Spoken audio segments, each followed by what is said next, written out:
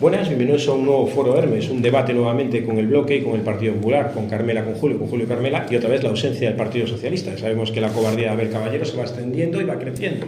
Así que quiero agradecer a los dos que estén nuevamente aquí y vamos a empezar a hablar. Hoy Abel Caballero volvía a hablar sobre la Facultad de Medicina y entonces vamos a abordar ese tema. En un Total Revolution, como han podido ver en Hermes Televisión, empezaba hablando de la Facultad de Medicina y acababa hablando de aeropuertos de las declaraciones del consejero Román Rodríguez.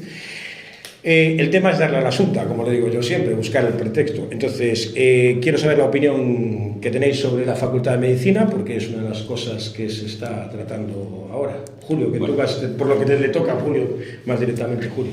Bueno, pues muchas gracias, benvidos, saúdos tamén, por suposto, a Carmela e a ti.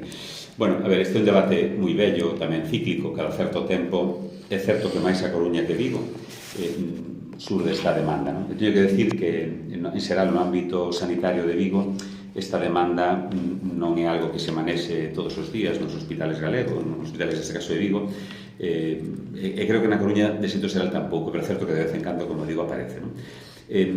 Fruto desta aparición esporádica, xa hai uns anos, e a min tocoume primeiro como director do que era a área sanitaria de Vigo e despois como xerente, tocoume un pouco estar nesta discusión, non? E hai un punto importante que hai que ter en conta, que unha facultade de medicina necesita, por unha banda, como é lóxico, profesores, necesita alumnos e necesita instalacións sanitarias. No caso dos profesores, ademais, se lles pide un requerimento, unha acreditación que a dá un organismo que se chama ANECA. Bueno, pois, hai uns anos nos demos conta todo o entorno sanitario de Galicia que non tiñamos profesores acreditados suficientes para ter incluso unha sola facultade de Santiago. Teño que poder dar un dato de hoxe. Os 50 profesores acreditados que hai en Santiago, 30 deles se xubilan daqui ao ano 2030. A carreira docente é unha carreira longa, complicada, que casi todos se acreditan aos 65, 64 anos e aos 2-3 anos se xubilan. En local, temos un verdadeiro problema de ter profesores acreditados en Galicia. Se ahora, en vez de telos en Galicia, empezamos a tirar uns para Coruña, outros para Vigo e outros en Santiago, probablemente teremos algún día 3 facultades, pero de mala calidade. Froito desta situación, fundamentalmente desta, decidiuse apostar por unha única facultade, o modelo que ten, por exemplo, o País Vasco, exactamente igual que o noso, e tratar de que unha parte importante desa docencia, tanto a teórica como as prácticas, se faga nese recurso hospitalario que tamén é moi importante, e que non ten nin Coruña como se a Coruña non ten hospitales, ni onde se dedico que eu sepa tampouco ten hospitales, os ten o Servicio Galego de Saúde, o SERGAS. Por lo tanto, que se trata de coordinar todos os recursos, planificar e, de xeito coordinado, facer que a docencia teórica puro se poida dar en Santiago, nesa facultade que temos ali, e que a docencia ou as prácticas, digamos, se poidan dar non solamente nos 3 hospitales coruñeses de Vigo, sino incluso podemos ter prácticas en Lugo e en Ourense, non? A idea é que esa docencia clínica, esa docencia sea descentralizada. Ese modelo empezou no ano 2015. Froito dese modelo, temos tido en Vigo profesores, traballadores do Hospital de Vigo, que son profesores na Universidade de Santiago. Temos tido traballadores da Universidade de Coruña, profesores da Coruña, que poden dar clases, en teoría, na Facultade de Santiago, e temos traballado nese modelo coordinado, non? Realmente eu creo que todo o colectivo sanitario aposta por ese modelo coordinado. Tamén é certo que se alguén rompe ese consenso, como foi en este caso o rector da Coruña, e de xeito unilateral decide outra cousa, entendo que é lógico que tanto Vigo, neste caso, diga, oye, pues, se en Coruña se fai, aquí tamén, que é o planteamento particular no Parlamento e aquí. Pero eu creo que o máis importante non digo recuperar, sino que seguir consolidando ese consenso do ano 2015, seguir aproveitando os recursos docentes, que, como digo, non son fáciles de conseguir, aproveitando recursos sanitarios, que tamén son importantes. Eu, aquí, nesta parte, alegrome que o Concello de Vigo por fin recoñeza que o Hospital Álvaro Cunqueiro é un hospital de vanguarda, de primeiro nivel, que pode dar formación, e non outras cousas que hasta ahora iba dicindo del, non? Pois benvido a ese reconhecemento, estamos encantados, pero que, bueno, que nos, a pesar de todo, creemos que é moito mellor esa docencia coordinada, é moito mellor ter unha facultade non única, sino que abrangue a toda a comunidade autónoma, e que non ter 3 cousas peores. E un último dato, se me permites, sobre a falta de médicos, tamén foi un argumento que se utilizou. En España non hai un problema de falta de médicos. Eso a ver se o Partido Socialista, tanto en Vigo como na Coruña, o aprenden e o trasladan que ten que trasladar. En España o problema que temos é de falta de especialistas. E o dato demoledor é que no último MIR saliron 9.000 plazas para médicos, o sea, para médicos graduados, e se presentaron 16.000. É dicir, hai un número importantísimo de médicos que unha vez que acaban as facultades de medicina non se poden presentar a esas plazas. O sea, que ten que o señor Caballero e a señora Inés Rei poñer todo o seu esforzo en que o Ministerio de Sanidade, que é o que ten que acreditar esas plazas para formar a máis residentes, o faga de unha vez e non dilate o tema, non? E había una propuesta que hacía el PP, que era que se pudiera hacer la gente que venga de fuera, que sea médico, que se le dé más facilidad para convalidar esas titulaciones también. Bueno, esto corresponde ao Ministerio, estás a facer. Sí. Pero que parece que el Ministerio es el que está poniendo trabas. Bueno, hai 20.000 títulos de médico de fora de España pendientes de homologar no Ministerio e están aí sin homologar. Eso é un elemento importante. Pero bueno, xa falando dos rapaces galegos que queren formarse, dende logo, a Facultade de Medicina de Galicia é a máis grande do Estado. Non hai ninguna outra Facultade de Medicina, ten 403 plazas. Incrementamos as plazas hai 2 anos. É a máis grande. E temos un problema, que permíteme, Carmela, que diga isto de moi importante. Cando a veces se dice que un rapaz galego que estudia medicina non pode, o motivo non é que non haya facultade na Coruña en Vigo. O motivo é que desas 403 plazas que hai en Santiago, a máis grande de España, repito, casi a metade delas ocupan rapaces de outras unidades autónomas, que estamos encantados que veñan a Galicia, pero o problema é que os nosos non poden entrar. E por que non poden entrar? Porque a nota media da EBAU ou da PAU é máis baixa a nosa. De feito, por eso, o Partido Popular está defendendo en Madrid que haya un sistema homoxéneo de evaluación para que as notas estén un pouco compensadas e que non teñamos esas 403 plazas, insisto, a Facultade de Medicina máis grande do Estado, ocupando as plazas por... non por galegos, eu non vou decir que se sean de outro sitio, que está estupendo, insisto, pero de logo un galego que quera estudiar aquí, que teña un 11 con algo, non pode entrar porque entraron rapaces de outras unidades autónomas. Otra cosa que quería decir es, y tú lo sabes bien, y vosotros sabéis, de Santiago a Vigo hay una hora. Si nos lo sabemos muy bien. ¿Verdad? De ir a veces de una punta de Vigo a otra en autobús te lleva más, ¿eh? Carmen, bueno, por favor. Eu quero empezar por sinalar que un dato que eu creo que é moi importante é que esta, como decía Julio, non é unha cuestión que aparezca agora, aparece esporádicamente, pero que é consecuencia do incumprimento de un acordo entre as tres universidades e a Xunta de Galiza, un acordo do 2015, un acordo que recollía a descentralización da docencia clínica de medicina dos cursos cuarto, quinto e sexto de grau de medicina e que se descentralizaba concretamente na nosa área aos hospitales da área sanitaria de Vigo. Un incumprimento de 10 anos dos que, e sinto decilo, pero é unha realidade, o goberno do Partido Popular na Xunta é responsable no punto no que non fixo nada para avanzar no cumprimento dese acordo. E eu tamén digo, a reclamación dunha facultade de medicina para a cidade de Vigo é lexítima. É dicir, o decía Julio, es decir, por que non podeis? Bueno, pois habrá quen queira pedirlo e é lexítimo, non? A cuestión non é eso. A cuestión é que o que ao BNG nos parece que é inadmisible, que é demandar por parte do alcalde da cidade, de Abel Caballero, unha facultade de medicina, pasando por riba absolutamente de todo, pero sobre todo, da autonomía universitaria, que ademais ele é catedrático universitario, sabe exactamente como funciona eso, ¿no? E cuestionando... Como dice Carlos Príncipe, con territorio aquí, sabemos como foi catedrático. E cuestionando, ademais, o defendido polo propio rector da Universidade de Vigo, ¿no? Que ademais agora é o presidente do grupo de traballo para esta cuestión, ¿no?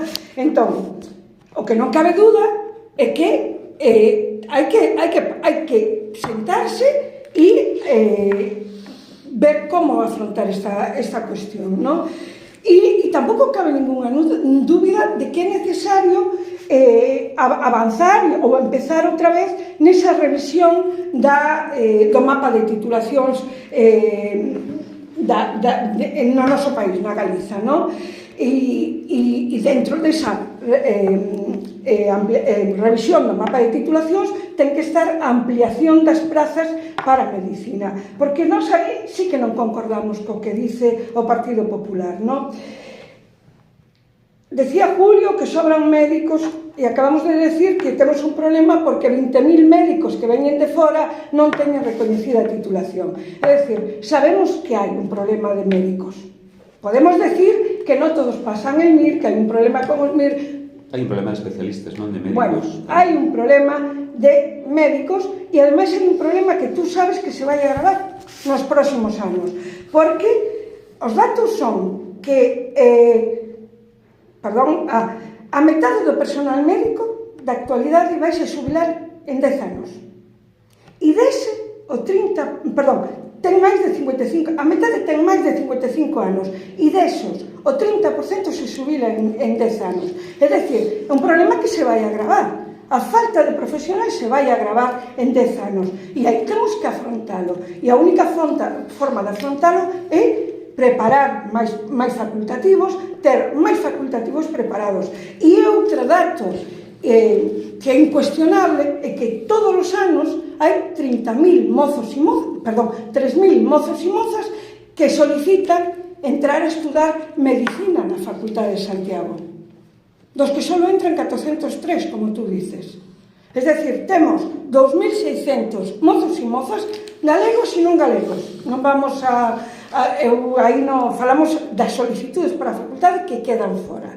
É dicir, por un lado temos falta de profesionais que se vai a agravar ademais en 10 anos, e por outro lado temos un montón de rapaces que non están podendo entrar a estudiar medicina e que ademais, tú sabes, encima están saturando ou colapsando outras ensinanzas que van para ellas, como enfermería, fisioterapia, etc. Entón, claramente temos que abordar esa problemática, é algo que ademais xa dixeron os tres rectores e algo que vai a tratar ese grupo de traballo. O que hai é que coordinar e cooperar entre universidades, e o BNG cree que esa é a clave, non? A clave é que a solución para a descentralización da docencia clínica para o grau de medicina ten que ser coordinado e consensuado polas tres universidades, e dende aí avanzar. E por aí iba a emenda que presentamos a este pleno extraordinario, o que últimamente tan fan o noso alcalde, non? Vuestro alcalde. Noso alcalde, é o alcalde desta cidade, nos guste ou non o eu se lo dije que non era mi alcalde. Entón, nós queremos que esa é a cuestión, e o que sí temos que ter claro é que non podemos seguir afrontando cuestións tan importantes como a descentralización da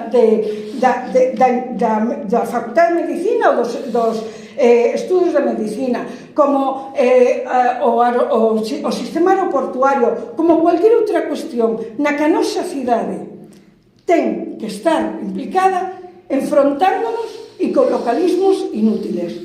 Nós somos a maior cidade de Galiza e, como tal, temos que liderar o futuro deste país, e iso é algo que non estamos facendo, e eu creo que é a clave, e dende aí temos que empezar a traballar todos, e o alcalde ten que entender de unha vez que ten que deixar de poñer a Vigo de costas o resto do país, e é o que está facendo permanentemente, e que cada vez que temos un problema, en vez de cooperar, de colaborar, el posicionas absolutamente en contra de calquera, das universidades, dos rectores, de outros alcaldes de outros concellos. Vigo é a maior cidade de Galicia e, como tal, ten que liderar o futuro de Galiza. Nos gustaría tener la parte del Partido Socialista, pero otra vez se ausentan. Van a un programa donde trabaja la mujer de un concejal socialista, pero aquí no vienen. Entonces, por eso, si queréis terminar, sí, para que os haga el siguiente tema. Matizaciones, ¿no? Por unha banda, a ver, fálase do incumplimento, a todo relativo. O acordo está a desenvolver. De feito, xa andei moito tempo, os alumnos de sexto de Medicina fan o seu último ano en Coruña, Santiago e Vigo, non? Hai en torno a 100 alumnos de Vigo que fan o sexto curso, que é eminentemente práctico aquí, e o mesmo na Coruña e incluso en outros hospitales, non? Ese paso de... Eso xa é desde o 2015, prácticamente. Xusto, co acordo. É dicir, en 10 anos non avanzamos máis que eso. Avanzou máis. O problema agora, isto pode tener casi calquera, está en cuarto e en quinto. En cuarto e en quinto o problema é que hai asignaturas teóricas e asignaturas de prácticas. O que é difícil é, e non lle vas a decir un alumno que ten que facer a teórica en Santiago e as prácticas en Coruña ou en Vigo, porque son efectos de alquiler. Entón, levase tempo traballando nunha proposta que coordine eso. E tamén, a unha cosa importante, durante anos, eu vi en primeira persona, eses profesores acreditados pola NECA, había un ou ningún nos hospitales que tiñan que facer isto. Afortunadamente, nestes últimos 2-3 anos ten habido máis, non acreditados para titular, que hai moi poquinhos. Non sabíamos o nome e apelidos de cada profesor que se acreditaba porque é moi escaso. En Vigo, concretamente, estuvemos varios anos con un único profesor. Temos que facer tamén enfrontar ese problema e fíxose, Carmela. Aí o problema está na NECA, constame porque eu vi a proposta, o reitor da Facultade de Medicina de Santiago levou a NECA este problema e, de feito, os criterios da NECA foron mudando. Non é mesmo acreditar un profesor de biología, que entre comillas, non digo a decir que é sinxelo, pero están máis habituados a ese proceso para acreditación, é dicir, a acreditación surge do seu traballo natural, que un médico, que o seu traballo natural en Vigo, en Coruña, é atender pacientes, e costalle moito máis a acreditación. Por lo tanto, eu teño que defender, pola parte que me toque, porque máis é así, que ese traballo se viu facendo. E, de feito, creo que parte do problema que vivimos na Coruña agora é froito do desenvolver o acordo. Hai varios profesores que traballan no Hospital da Coruña, que sacouse a plaza na Universidade da Coruña, pero o problema é que non teñen docencia. Pero iso é froito do acordo, co cal eu non digo que non haya que este ben o acordo, pero teño que decir que sí que se traballou nel. Logo, sí que quería destacar e insistir, Carmela, en que, de verdade, o problema non é de falta de médicos. España é o segundo país do mundo que ten máis médicos por habitante en facultades, primeiro públicas e agora tamén privadas. Pero non temos un problema de falta de formación de médicos. Non digo que sea bo ni malo, pero o problema non é ese. O problema é que cando ti queres contratar un médico para un hospital comarcal, para un centro de atención primaria ou para un hospital como Cunqueiro, o requisito é que teña a especialidade feita. E a especialidade non a fai, insisto, de 9.000 plazas para formarse en esas especialidades sanitarias, se presentan 15.000. O sea, moitísimos quedan sin poder hacer. Ese problema de verdad. E logo tamén matizarche, Carmela, que temos un problema engadido, que, bueno, por certo, nos levamos unha iniciativa na Comisión de Educación para que o proceso de matriculación que estamos vivindo nestes días, moitos pais que nos están escuitando agora ou alumnos, están agora apuntándose 4, 5, 6, 10 facultades de medicina porque o sistema non está centralizado. Cada facultade ten o seu sistema de matriculación. Por eso se apuntan 3.000 personas en Santiago, pero se apuntan 3.000 en Santiago, 3.000 en País Vasco, 3.000 en Madrid, os mesmos. Porque non hai un sistema. Nos pedimos un sistema centralizado, de xeito que ti te apuntas nun sistema informático e a tua solicitud está para todas as facultades de medicina. E cando vas escollendo, porque, como ti ben decías, unha vez que o alumno escolle ou entra nunha facultade, automáticamente, efecto dominó, repercuten todas as de medicina e as de enfermería ou fisioterapia, por exemplo. Co cal nos pedimos un sistema único. Por certo, o Bloque votou en contra porque todo o que sea centralizar a nivel estatal, o Bloque non pode con él. Entón, este problema dos 3.000, se estuvera centralizado o sistema de matriculación, e para máis gravedade, hai universidades as privadas que, se te matriculas agora para reservar unha plaza, tens que pagar incluso, e logo non te devolven os cartos. O problema é moi grave, co cal, isto non ten que ver coa Facultade de Medicina nosa, pero sí que vai todo enlazado. Os problemas da nota da BAU, que os galegos o teñen de media notas máis baixas, o sistema non centralizado que fai que todo o mundo se apunte 3.000 en todas as facultades, e o problema de verdade que temos na Facultade de Medicina nosa, non? Co cal, bueno, é un problema que hai que abordar, evidentemente, pero creo que a única solución é o sistema centralizado. E, desde logo, se a Universidade da Coruña insiste en ter unha facultade propia, pois, lóxicamente, habrá que hacerlo. Pero eu defendo que unha facultade, unha universidade son máis cousas que o edificio, que os profesores, son tamén os sitios onde fazer as prácticas, insisto. Nin a UDC, nin a UVigo, nin a USC ten hospitales. Quen os ten é o Sergas, co cal non podes tomar as decisións sin contar con eles. E logo hai outro tecido, non? Por iso, por exemplo, eu entendo totalmente normal que haya unha única escola de arquitectura en España, en Galicia, perdón, e na Coruña, ou que o campus de Vigo este especializado en enxeñería, ou o de Lugo en veterinaria. Creo que esa especialización dos campus é moi razonable, e creo que temos que seguir mantendo. Estou seguro que Vigo lle molestaría que a Coruña pedira facultades de enxeñería. Carmela, para acabar. Varias cousas. A mí me parece moi ben que non saques os datos de Estado en número de médicos, pero Galiza está a cola de médicos no Estado, con só 5 comunidades e xunto con Ceuta e Melilla. Non é certo. Mira o informe do Ministerio. Mira, onte mesmo ia un estudio pero non falamos de sanidade, de unha radio que fixe un periodista que era brutal. Sí, tamén escutei, tremendo. Como se pode ser tan sesgado na información? Non é sesgado. Bueno, decir que a xente non, en función da renta económica, accede de xeito diferente. Non decía eso. Bueno, o que escutei unha radio era eso. Escoito completo, porque é moi interesante. Recomendo, Chue, porque é moi interesante. Eu que vim me pareceu totalmente sesgado e ideolóxico, un estudio ideolóxico. Non era para nada ideolóxico e puña en cuestión que é outro debate, non é de agora, pero recomendo porque era moi interesante. E estamos de acordo, eu creo, nesta cuestión, é dicir, quen ten que abordar este problema é o grupo de traballo das tres universidades que son quen teñen que coordinar pero eu tamén quero poñer aquí o foco en dúas cousas. Decía Julio que él como Partido Popular apostan por que se hai unha facultade de arquitectura ou ingeniería aquí non nasen nós estamos de acordo, por eso non estamos de acordo en que se hai unha facultade de psicología en Santiago a banca poida ofertar educación o grau de psicología privado. Es decir, porque estamos duplicando titulacións. Estamos duplicando titulacións. Es decir, por un lado decimos que non podemos, que temos que dar un mapa de titulacións consensuado, coordinado, e por outro lado nos saltamos a opinión de todas as universidades galegas que están en contra desa duplicidade e que ademais legalmente non se pode duplicar titulacións pola normativa galega e en cambio se está permitindo a duplicidade de títulos na privada. Digo este dato porque nós o que si esperamos e xa decimos que de fronte rexeitamos é que estemos intentando ir a por unha solución consensuada das tres universidades e pois que non nos aparezca unha facultade de medicina privada na Galiza. Non, o privado se rixe por leis galegas e as leis galegas teñen unha normativa, incluso a privada ten que cumplila. E por outro lado hai algo que tamén temos que poñer enriba da mesa e a mí me parece moi importante. É dicir, estamos falando de cuestións, como decía Julio, de que os profesores están en Compostela, desplazarse e demais.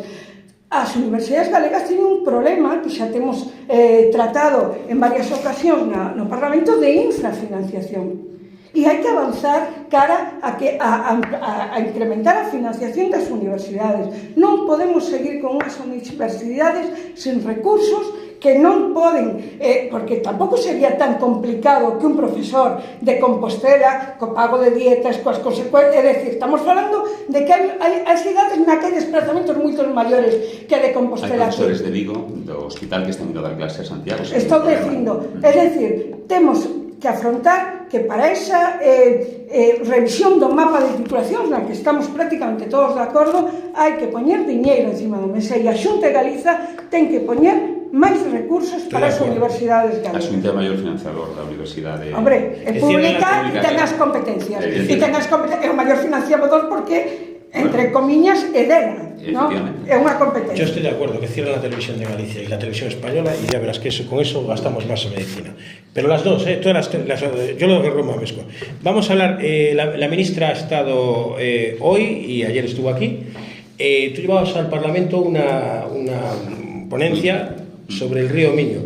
A la vicepresidenta Agnes le toca. Bueno, hay una cosa que os voy a decir que no sé si os disteis cuenta. Estaba el alcalde de Las Luces con la ministra del apagón. No sé si os disteis cuenta. No. Pero bueno, vosotros ahí, aprovechando que ya ha venido aquí... Foi unha lástima que non o superamos onte pola mañá, que eu non o sabía, non?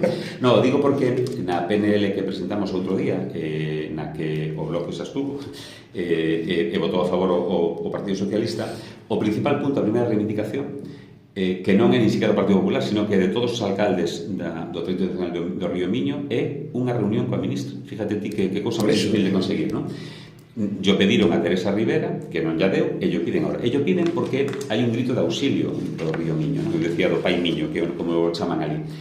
O río ten moitas cuestións agora que son críticas, non? Dende a invasión de especies tanto a animais como flora, con algas, con peixes que despois nacen nesas algas, un problema importante coa variación brusca dos caudales derivado, pois, probablemente de todo o tema hidroeléctrico que por outra banda tamén nos ven, non? Para ser autónomos desde o punto de vista eléctrico en algún momento do ano, pero tamén ten problemas de dragado, ten problemas de normativa de transporte de viaxeiros, é dicir, hai un montón de cousas, pero como digo, non os di o Partido Popular, que tamén os di, sino que todos os alcaldes da zona, e aí alcaldes do Partido Socialista, do Bloque Nacionalista Galego, se reuniron, o comandante do treito internacional tamén está pois, encima destas cousas, e, insisto, que o principal que lle pediron ao goberno español, o primeiro é reúnase cos alcaldes. Pues 24 horas que estuvo aquí en Vigo. Bueno, pues foi unha pena, insisto, bueno... Pero será que ella non quiere reunirse? Bueno, de constancia da solitude a ten, non? Entón, bueno, xa falando máis alá da entrevista, que é importante, por suposto, que escoite o problema,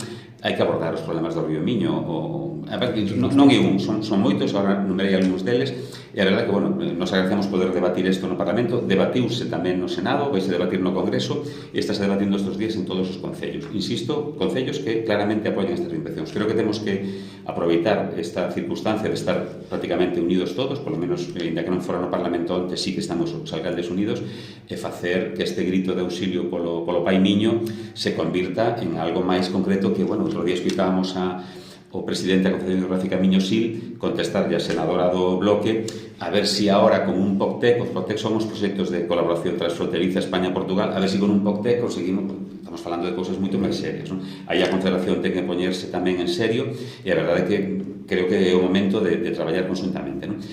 O Bloque Nacionalista Galego presentou unha proposta de facer un ente transnacional, non? De coordinación. A nos pode parecer ben malo ou regular, pero todo o mundo sabe que entre que se constituye ou non se constituye ou é viable, hai algo moito máis sinxelo, a Unión Europea, que xa coordina os dos países. Evidentemente non se pode facer cousas de xeito unilateral dende Galicia nin de Portugal, pero hai dous gobernos, e neste caso, e aquí non hai ningún tipo de dúbida, a competencia clara nese treito é do goberno do Estado. Nos hoy pedimos ao goberno do Estado que asume esas competencias.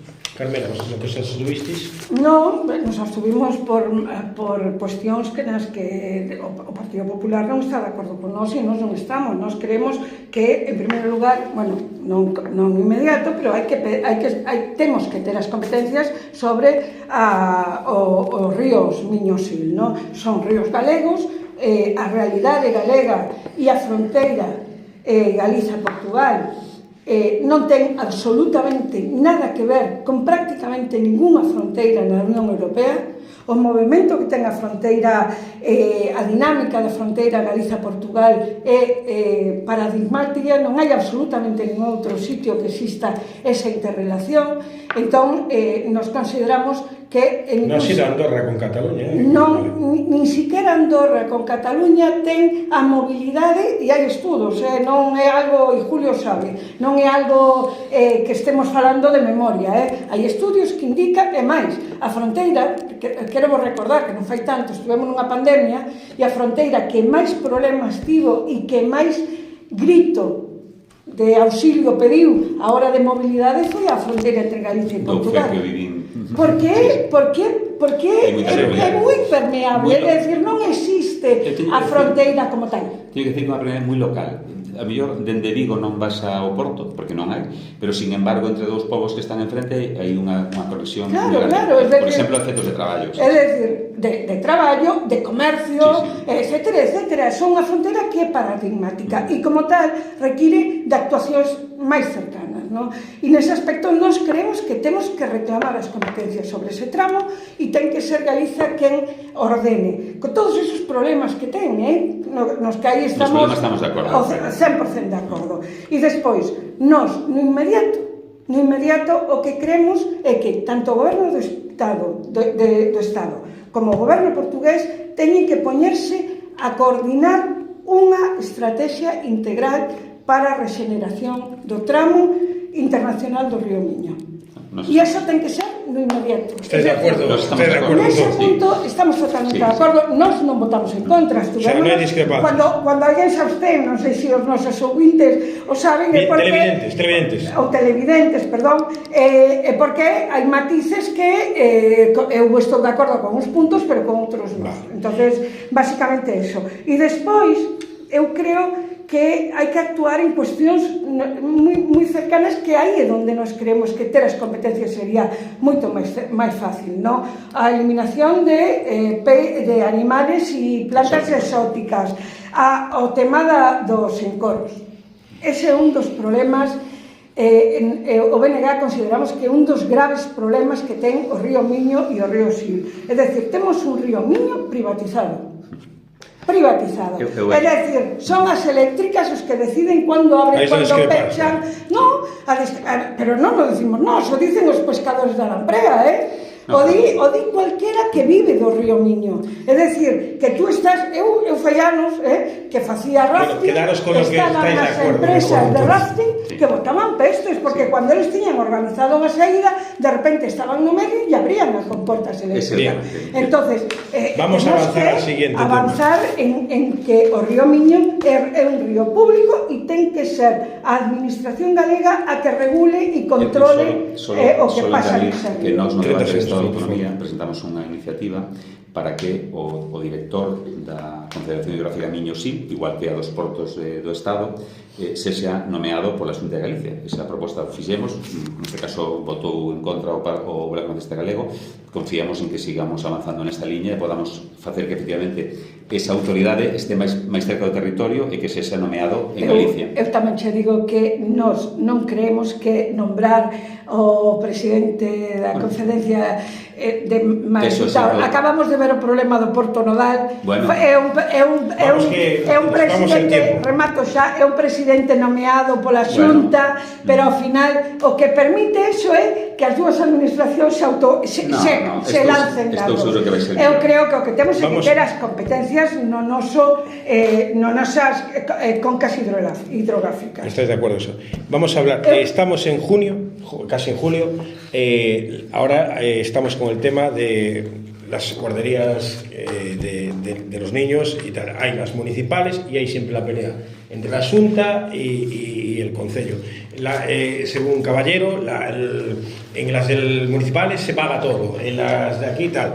Este tema Carmela lo tiene muy apuntado, vamos a dejar que empiece ella. Carmela, que bueno, eu antes de nada, se me permites, digo porque pois aquí vas a sacarnos tú o tema, eu quero decir que me parece un insulto a inteligencia das viguesas e dos vigueses que veña hoxe a ministra de Transición supostamente inaugurar unha actuación de regeneración do sistema dunar de Sanil que é, insisto, un insulto a inteligencia das viguesas e os vigueses. Eu estive ali fai 10 días con un xeólogo que además fixo un informe que o home non facía máis que botar as mans á cabeza, as mans á cabeza. Es decir, estamos falando de unha actuación de máis de 4 millóns de euros que retirou as dunas 25 metros, que fixo un paseo ainda máis ancho co anterior, que fixeron un paseo por unha zona boscosa que era dunar, que la gente coja nota para el 27, que era dunar e que se estragou. É dicir, unha actuación que tiña que ir no camiño da actuación dunar do Bao, que é unha auténtica regeneración, e que o que fai é seguir nese modelo. Vamos al otro tema. Mira, eso, yo lo que te digo es que la gente que va a Samil que coja nota. Y que cuando llegue el día 27 que sepan a quien vote, al tío que se carga las o que lle digo a xente é que temos que avanzar por un Vigo máis sostible e máis ecolóxico e non seguir nese Vigo dos anos 70 que es rampas, le llaman nos lo venden como moderno e o máis antigo. Mito los cacos, ya sabéis. Mira, en cuestión de escolas infantís, Vigo é unha das localidades con máis falta de prazas en escolas infantís. Temos na actualidade novas escolas infantís de titularidade da Xunta de Galiza, que dependen da Xunta de Galiza, e 9 escolas que dependen do Concello. No 2024, nas escolas da Xunta quedaron fora, e teño todos os listados, me refiero non é un número al azar, collindo os listados, 450 nenos e nenas. Neste procedimento, que está recén rematado, quedaron sen praza nas escolas infantís da Xunta de Galiza 412 nenos e nenas, aproximadamente a mitade, todos os anos. Entón, e nas do Concello quedan aproximadamente 200 rapazes. 200 rapaces e Dice Rui Caballero que ninguno. Temos en Vigo aproximadamente, digo porque o número, o censo non está actualizado, unhas 5.000 crianzas de entre 0 e 3 anos, non censadas. E temos un total de 1.300 plazas públicas, o que indica que é claramente deficitaria a oferta de plazas públicas. O BNG xa trasladamos en diversos emendas aos orzamentos que é necesario a construción de novas escolas infantiles, hai que crear máis plazas de escolas infantís públicas da Xunta de Galicia, que temos que recordar que é quen ten competencias nesta materia, é dicir, que un concello oferte plazas públicas. Os concellos poden actuar absolutamente en cualquier cuestión que afecte ou que millore a vida dos seus ciudadanos, pero que realmente ten as competencias en escolas infantís é a Xunta de Galiza, quen ten a capacidade e quen ten o deber, entenderme, de crear máis prazas públicas, de que todos os nenos e nenas teñan dereito a unha praza pública nunha escola infantil, é a Xunta de Galiza.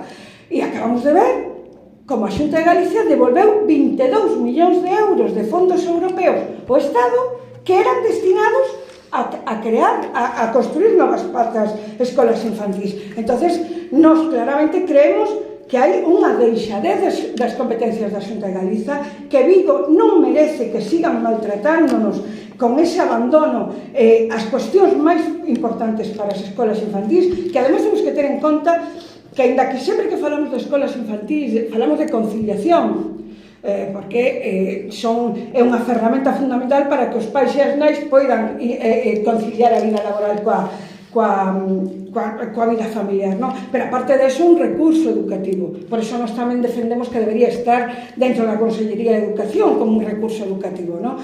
Pero bueno, agora mesmo non hai suficientes plazas públicas, máis de 400 rapaces e rapazas, nenos e nenas, quedan fora das plazas públicas das escolas infantís, e xa sei que me vai a decir Julio que todos os nenos de Vigo teñen dereito a unha plaza gratuita, porque estamos pagando as escolas privadas. É dicir, o que estamos seguindo a un modelo de privatización do ensino, o que non podemos permitir, é dicir, o que ten que facer a administración é ter recursos públicos para centros públicos e non destinalos dunha maneira indiscriminada. Ademais, unha cuestión que nós xa abordamos é sin ver os ingresos nin os recursos das familias a ofrecer plazas gratuitas garantizando o negocio das escolas infantís privadas, non? Julio, bueno, que ya es futuróloga, Carmela, que é lo que vas a contestar, bueno, en este caso ten certo, porque eu veía que estaba falando e non decía en absoluto algo tan importante como que eses pais e nais que teñen fillos en edade de guardería, a día de hoxe, a única comunidade autónoma do Estado que o fai, por terceiro ano consecutivo, sale gratis, non ten que pagar nada. Iso creo que é un salto importantísimo que se deu hai 3 anos e que hai que poñer en valor. Incluso creo que o Bloque hasta podría poñer en valor en algún momento. Que pasa? Que o Bloque, a esquerda en xeral, pois non está pola liberdade de empresa, pola liberdade dos pais e das nais de escoller onde educan os seus fillos. O Bloque querría que todas as escolas municipales estuveran ou públicas nun sitio e todos os pais tuveran que levar os seus fillos a esa guardería, non? Ainda que fora de 1.000 ou de 2.000 plazas. Nós creemos que se cerca da miña casa un profesional con coñecementos acreditados decide montar unha gardería, por que non vou levar a meu fillo a esa gardería que está ao lado da miña casa? E sale máis barato, además, Ou, por exemplo, se no meu centro de traballo decidiron a empresa poñer unha gardería, pois esa non, porque non é pública. A ver, eu creo que eu recordo cando meus fillos tiñan que ir á guardería, eu non o tuve en plaza por temas económicos, e eu leveino á guardería, da que estou encantado de telo levado, e que non creo que meus fillos estén peor formados que o resto dos rapaces que foron á pública. Creo que as capacidades dos profesionales que se dedican á educación, tanto no ámbito, en este caso, das garderías, como despois na educación primaria e secundaria, eu fui un colexio concertado, estou orgulloso de un concertado, e se tuviera ido un público, supoño que tamén estaría orgulloso, se fora un privado tamén. Quero dicir que creo que temos excelentes profesionales, excelentes estructuras, e o importante para mí neste caso é que calquer pai nai de Vigo que quera levar o seu fillo a unha gardería, porque unha decisión non é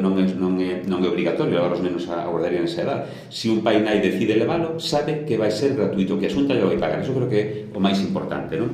Respecto aos fondos europeos, bueno, ti sabes, Carmela, que os fondos europeos están condicionados e o modelo que temos de garderías públicas en Galicia non encaixan con eses fondos europeos. Me parece moi razonable, ojalá encaixaran, non íbamos a prescindir deses fondos, pero executalos implicaba salir do modelo que temos establecido, que creo que é un modelo exitoso, que ademais en Vigo e no resto de Galicia se siguen construindo os guarderías infantiles cos criterios que marca a Xunta de Galicia, non os que marca a Unión Europea. En todo caso, insisto, creo que o máis importante é que el pai nai de un neno en Vigo sabe que pode levar o neno a calquer gardería acreditada, porque serán públicas ou privadas, pero a Xunta sí que garantiza a calidad desa gardería, dos profesionales e das instalacións, e pode leválo de xeito gratuito. Responde porque quero meter un tema máis que nos tenía e entonces que acaba de surgir hoy. Apelar á liberdade trasládame a 600 kilómetros e non é real. É dicir, as 412 familias que solicitaron plaza nunha escola pública e que non a obtiveron. As que xa non a solicitan porque non van a ter ninguna opción e porque ademais, pa que se consigo rapidamente e acabo e o que necesito é ter unha gardería porque eu teño que entrar a traballar ás 8 da mañá. Non podo esperar a ver se en marzo me dan gardería cando a oferta das privadas é en marzo tamén. Se non pillo unha praza nas privadas xa e pido a pública, ao final me quedo... Pero non pagas. Ao final, pero que o importante non é non pagar. Non, Julio, o importante no meu argumento non é pagar. O importante é que hai moitas familias de Vigo que queren ir a unha escola infantil pública. Que sea gratuita ou non, é secundario. Eles queren ir a unha escola infantil pública e non teñen acción. Non existe esa liberdade de escolla que tú dis.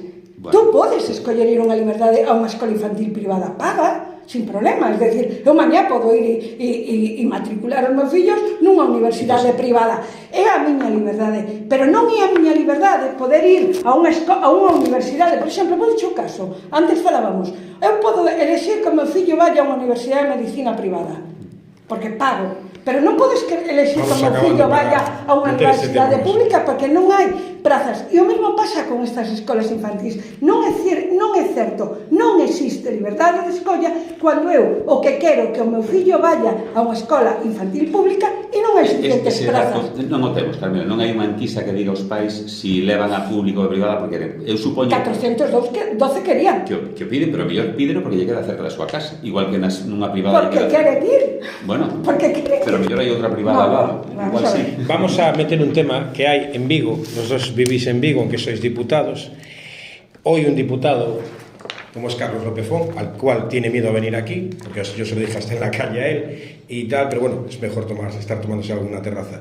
Y lo digo porque lo coincido con él en las historias. Hablaba de las fiestas, vale, se han anulado, parece, las fiestas de Colla, pero ahora incluso están los de Bouzas, están ahí. Hoy Carlos Font salía con un audio que no sé qué, si no cumplían, no cumplían. ¿Vosotros cómo veis esto? Ya no os digo ni como partido, sino como... Joder, es que, ¿cómo lo veis? Bueno, eu teño claro, é unha aposta. Cando falamos, sempre que vimos aquí un debate, Julio, como Partido Popular, ten unha aposta, unha posición política, nós, como BNG, a nosa organización política ten outra aposta política e o Partido Socialista ten outra aposta política.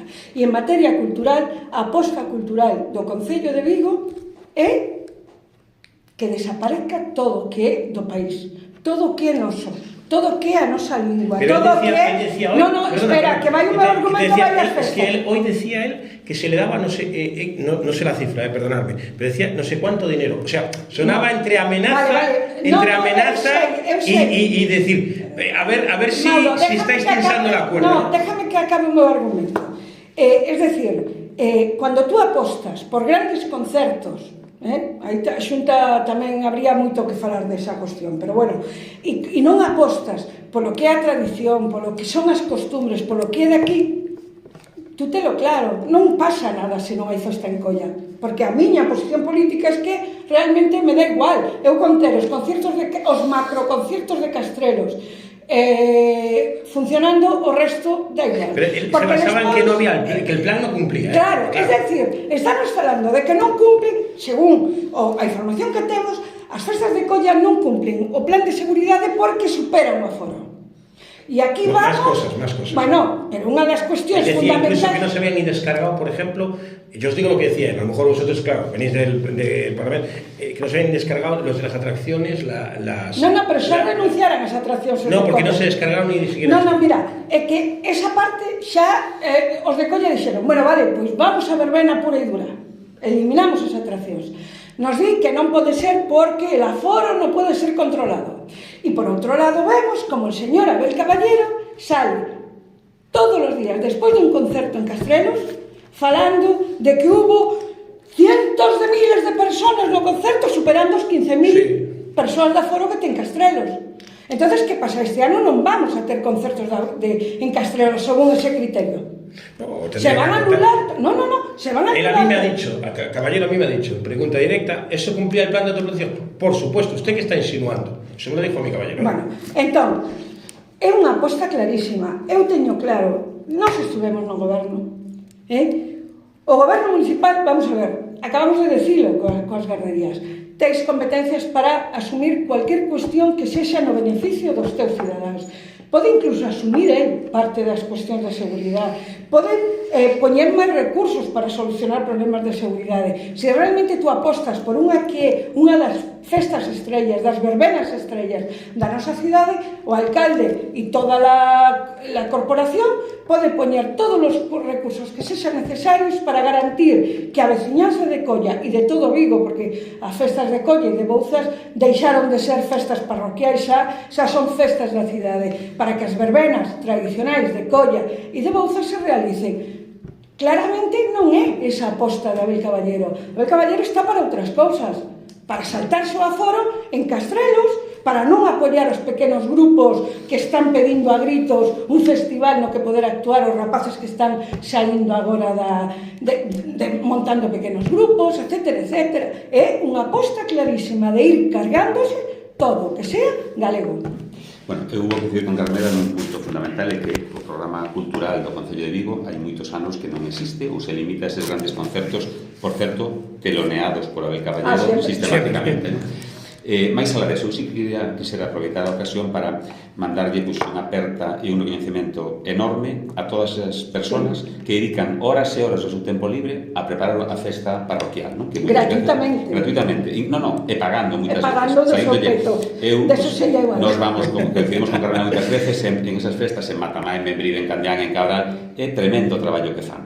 E o contexto que ti comentas agora hai que centralo, e isto está centrado nunha desgracia en Matamá o ano pasado, donde o presidente da Comisión de Festas está pasando un momento moi crítico, con nulo apoio do Concello. Ese é o problema. A raíz dese caso, a ver, as comisións de festas non teñen ningún tipo de responsabilidade na normativa galega. Son meros recaudadores do que consiguen cos atraccións para poder financiar esas orquestas e todo iso que fan.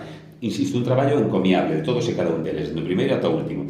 E que ocorre? Que nese contexto onde están ali voluntariamente, incluso a veces perdendo cartos, de repente a un deles o colocan na situación que está este rapaz de Cristian, o rapaz de Matamá. Nós estamos ali en Matamá o día seguinte, vos tamén, dicindolle que isto non ten sentido. Que fixo o Concello? Non estaba aquel día ali, nin volveu a estar, e fixo declaracións moi duras.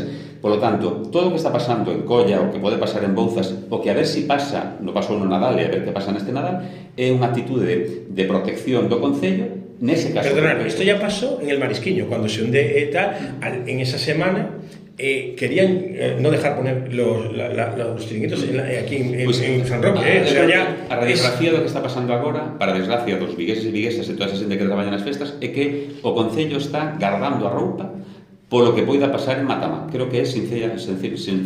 E hai outro componente tamén, que eu quero, precisamente porque ademais eu veño do movimento veciñal e coñezo moi ben o que está dicindo Julio, é dicir, é a lombo, vai ás costas de cada un dos membros da directiva, das persoas que traballan nas asociacións, e temos un tecido asociativo farto, farto de ter que esperar, espectacular no traballo, pero farto de ter que esperar hasta o último día para ver se teñen permiso para asar, para ver se teñen o permiso para a fogueira de San Xoán, para ver quanto diñeiro lle dan pola subvención, para ver quen lle vai a ir ou quen non lle vai a ir do Concello. Es decir, é outra que non hai funcionarios, e aí tamén radica bastante el problema. Unha falta de respeto ao traballo voluntario do movemento asociativo, do movemento veciñal desta cidade, brutal por parte do Concello. E eu creo que o traballo, eu coñezo e sempre reivindiquei o orzamento que aforra todo o traballo do movemento social e do tecido